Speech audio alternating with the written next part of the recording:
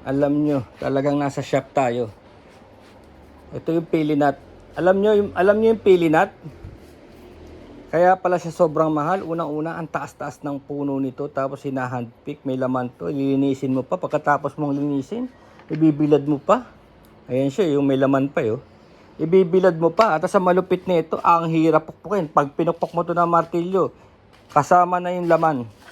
Kaya nandito tayo sa shop. Titignan ko kung makukuha natin sa Vice. Ha?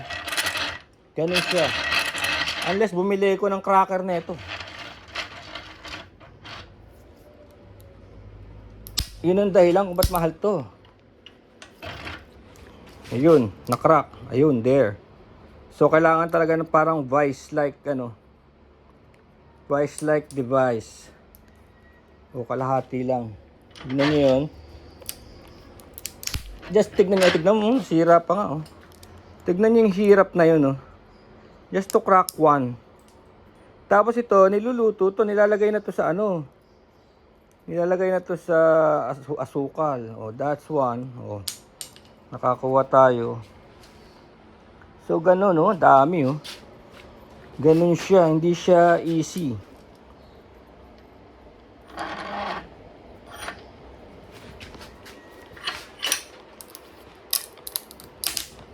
Yan.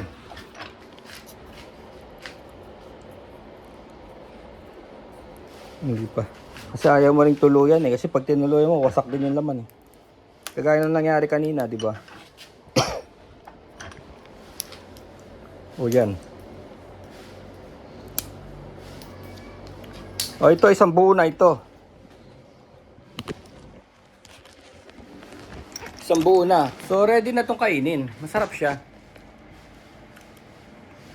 Ayan yan. Pili nut. Mahal. Mahirap i-process. Yun. Masarap. Sarap. Binili ko to sa mga bata sa General Nakar. Yung offer nila, siyempre gusto ko rin silang tulungan. Kaya lang pinipresyohan ako ng 200 para sa a bunch of avocados and a bunch of pili, no. Sabi ko, mahal.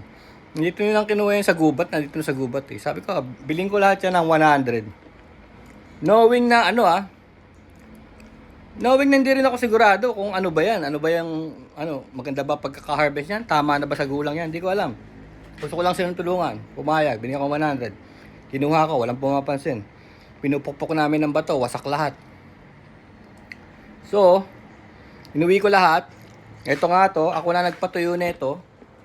And, dun sa 1 kilong avocado, 3 lang nakain ko. Kasi nahulog pala yun sa puno. Nabulok.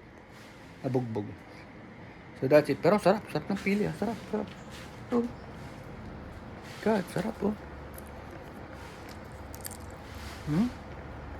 Sarap.